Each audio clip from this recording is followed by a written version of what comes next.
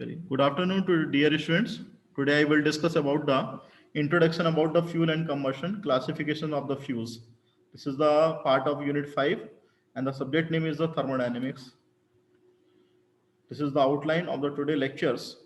Introductions, types of fuel, liquid fuels, solid fuels, gaseous fuel, combustion equation, principle of combustion, stoichiometric calculation of the air required. This is the introduction, the formation of fuel. Fuel का formation किस तरीके से हुआ है, या हम लोग ने क्या इसके बारे में पहले कभी डिस्कशन किया है कि फ्यूल किस तरीके से जनरेट किया जाता है. तो सोलर एनर्जी का जो मेनली वर्क रहता है वो chemical energy, it is converted into the chemical form because of the heat energy converted into the chemical form through the photosynthesis in the plants and the energy produced by the burning wood or the fossil fuels. Energy जो है जितनी भी produce की जा रही है, यदि आप कोयले को और वुड को यदि आप जलाते हैं तो एनर्जी प्रोड्यूस होती है. जो फॉसिल फ्यूल हैं वो कोल होता है, ऑयल होता है, नेचुरल गैस होती है. इस तरह के फॉसिल फ्यूल इस्तेमाल किए जाते हैं. तो in the most of the world today would is not the main source of the fuel. Would main source नहीं है, बट नेचुरल गैस, ऑयल, ये जितने भी आपके हैं ये सब आपके मेन सोर्स के रूप में काउंट होते हैं. जो ज़्यादातर इस्तेमाल किए जाते हैं वो ऑयल और कोल रहता है, जो कि पानी को गर्म करने के लिए इस्तेमाल करते हैं और पानी से फिर स्टीम बनाते हैं, और स्टीम का यूटिलाइजेशन टरबाइन को मूव कराने के लिए होता है, जो कि ह्यूज पावर जनरेटिंग सिस्टम कहलाता है. तो कोल, ऑयल और नेचुरल गैस जितने भी आपके इस तरह के फ्यूल हैं ये सब फॉसिल फ्यूल कहलाते हैं. तो before going on the combustion की फ्यूल का होना बहुत जरूरी है. कंबशन में मेन जो पार्ट रहता है वो फ्यूल का रहता है. तो fuel it may be of the solid fuel, liquid fuel और द गैसेस फ्यूल. किसी भी तरह की क्वालिटी का फ्यूल हो सकता है वो, किसी भी वैरायटी का फ्यूल हो सकता है वो. तो उस फ्यूल का कंबशन होना बहुत जरूरी है. यदि फ्यूल का कंबशन नहीं करेंगे तो अपने को एनर्जी जनरेट नहीं होगी. तो जितने भी आपके ऑटो साइकिल, डीजल साइकिल जितनी चल रही हैं, तो ये सारी जितनी भी चीज़ हैं, ये सारी चीज़ें आपकी टाइप्स ऑफ फ्यूल्स में आती हैं और इनका एनर्जी का यूटिलाइजेशन उसमें होता है. तो एनर्जी का conversion one form to another form होता है. तो ये टाइप्स ऑफ फ्यूल में लिक्विड फ्यूल है. आपके ऑटोमोबाइल्स के व्हीकल्स हैं वो सारे जितने भी हैं लिक्विड फ्यूल पे चलते हैं. पेट्रोल हो गया, डीजल हो गया और आपके गैसोलीन हो गया. तो इनके बेस पे आपने ऑटो साइकिल, डीजल साइकिल और गैसोलीन साइकिल पढ़ी है. तो यहाँ पे जो लिक्विड फ्यूल है जिनका यूजेस यहाँ पे आप देख रहे हैं, use extensively in the industrial application. इसका जो मेनली यूज होता है लिक्विड फ्यूल का इंडस्ट्रियल एप्लीकेशंस में रहता है.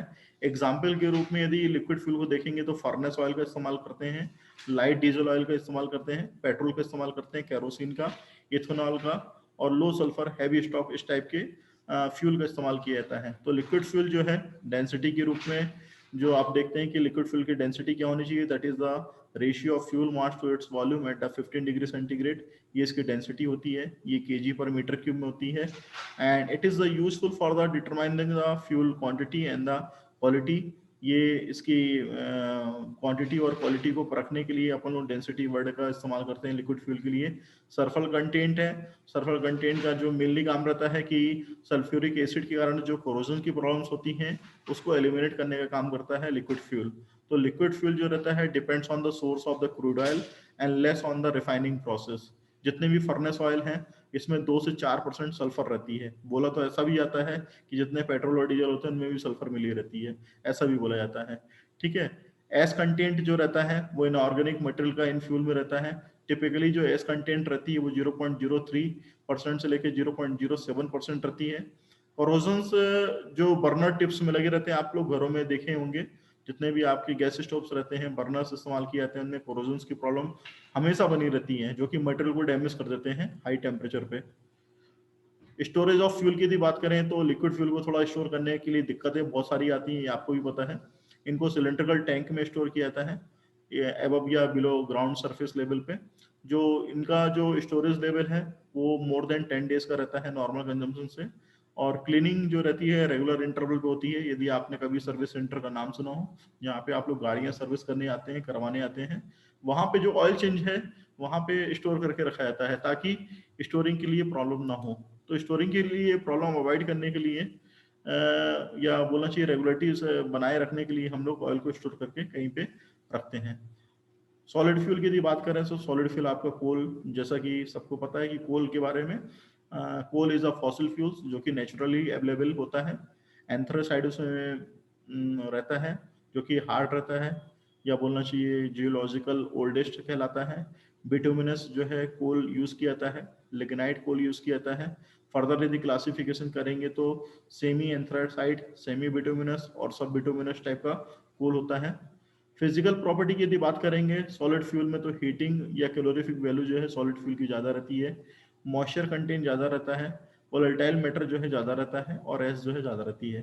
केमिकल प्रॉपर्टीज़ की बात करेंगे तो केमिकल कॉन्स्टिट्यूट्स जो रहते हैं कार्बन, हाइड्रोजन, ऑक्सीजन, सल्फर इस टाइप के रहते हैं। सॉलिड फ्यूल्स में यदि और आगे बात करेंगे तो फिजिकल प्रॉपर्टीज में एस जो रहता है इम्प्योरिटीज रहती है जो कि बर्न नहीं कर सकते हैं, जो कि 5 to 40% रहती है। Important for the design of furnace रहता है। एस का जो इस्तेमाल करते हैं जो रेसिड्यू रहती है आफ्टर द कम्बशन उसके रूप में किया जाता है, जैसा कि आपने देखा है। फिक्स कार्बन जो रहता है वो 100 minus of the moisture plus of the volatile matter plus S रहता है।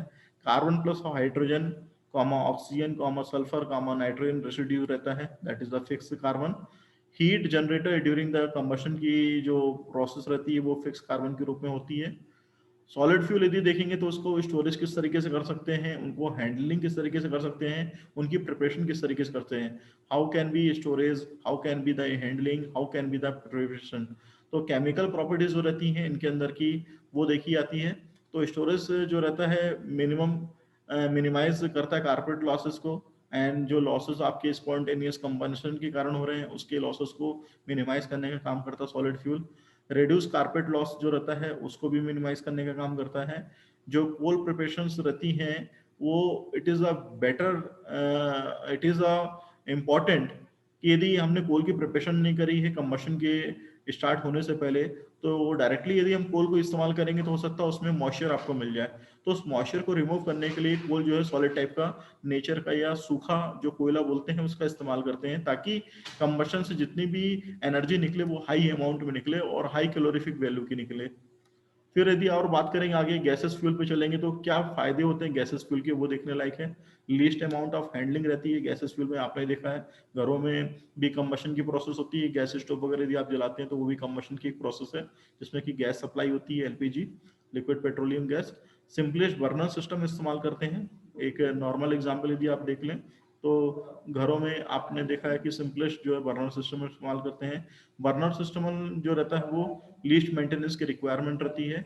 और जो एनवायरमेंटल बेनिफिट की भी बात देखेंगे तो लोएस्ट CHG और अदर एमिशंस वाली प्रॉब्लम्स बनी रहती हैं। जो नेचुरल गैस जो रहती है वो मीथेन 95% रहती है। रिमेन्स 5% जो है इथेन, प्रोपेन और ब्यूटेन रहता है, पेंटेन रहता है, नाइट्रोजन रहता है, कार्बन डाइऑक्साइड रहता है और अदर गैसेस रहती हैं। हाई कैलोरीफिक वैल्यू फ्यूल रहता है और does not required storage facilities. No sulphur, sulphur की रिक्वायरमेंट नहीं रहती है, सल्फर नहीं रहता है और इजिली मिक्सअप होता है without producing of the smoke और द सूट। और यदि बात करेंगे तो लिक्विफाइड पेट्रोलियम गैस जो रहती है LPG, propane, butane, unsaturated lighter C2 and the heavier C5 fractions, hydrocarbons are gases at atmospheric pressure but can not be condense to the liquid states. तो hydrocarbon जितने भी रहते हैं वो गैसेस फॉर्म में रहते हैं, एटमॉस्फेरिक प्रेशर में रहते हैं, उनको कंडेंस नहीं कर सकते लिक्विड फॉर्म में। एलपीजी जो वेपर रहती है वो डेंसर रहती है कंपैरिजन ऑफ द एयर के। Leaking gases can flow long distances from the sources. जितनी भी गैसेस रहती हैं वो लीक होने का डर उसमें बना रहता है और सोर्स से काफ़ी ज़्यादा दूर डिस्टेंस पे रहती हैं। कंबशन के कैलकुलेशन से देखेंगे तो मेनली 3 तरह के कैलोरीज मीटर इस्तेमाल किए जाते हैं। Bomb calorie meter, Junker gas calorie meter, boy gas calorie meter, जो कि कंबशन की कैलकुलेशंस को मेंटेन करते हैं, या बोलना चाहिए 3 तरह की कैलोरीफिक वैल्यू का इस्तेमाल करते हैं फ्यूल में जो कि टेक्नोलॉजी के हिसाब से होता है। प्रिंसिपल ऑफ कंबशन देखेंगे तो rapid oxidation of a fuel रहता है। प्रिंसिपल ऑफ कंबशन में कंप्लीट कंबशन जो रहता है वो टोटल ऑक्सीडेशन ऑफ फ्यूल के रूप में रहता है। एयर जो रहती है 20.9% ऑक्सीजन रहती ऑक्सीजन के रूप में रहती है।